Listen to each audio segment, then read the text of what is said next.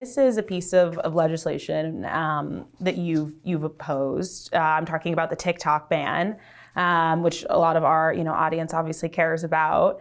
I mean, I thought you said something really interesting on Twitter, and I wanted to give you the kind of chance to talk about it. I mean, just my summary of it. You essentially said, can we look at all these other companies with bad data practices? Can we do something that's broader than just banning, one company? I want to hear a little bit about your thought process on that because I think it was interesting. Well, we've seen how so many of these companies have created havoc in the lives of children, for example, suicides, just horrible stuff has happened because there are no guardrails and no framework from which they have to operate in. And I believe in regulation, but I believe in the type of regulation that's fair and across the board.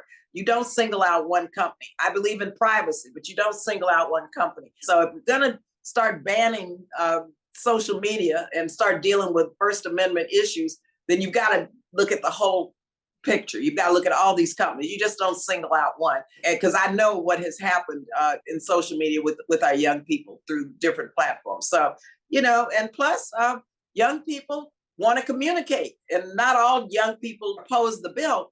But just for me and my perspective, I thought what I had to do was balance those issues and thought that don't pass this bill.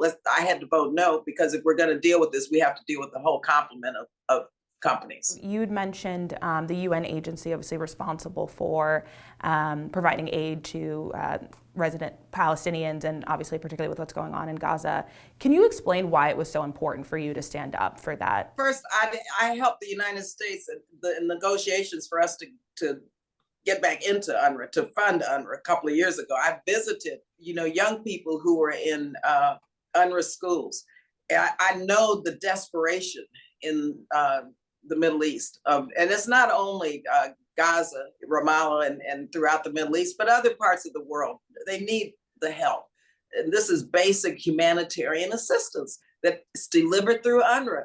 And if people were part of the Hamas attack, which I deplored, I condemned, and no country, Israel included, deserves to have to live under terrorism and to have to endure terrorist attacks. And so I've always called for the hostages to be released, you name it. And that does not, and so that's where I stand, but that does not mean I do not want to protect civilians. And I've called for a ceasefire, and I think it's critical that we get this humanitarian assistance there. And if UNRWA employees were part of the October 7th, terrorist attack, which is what it was, then of course they should be dealt with. And the investigation is going forward now.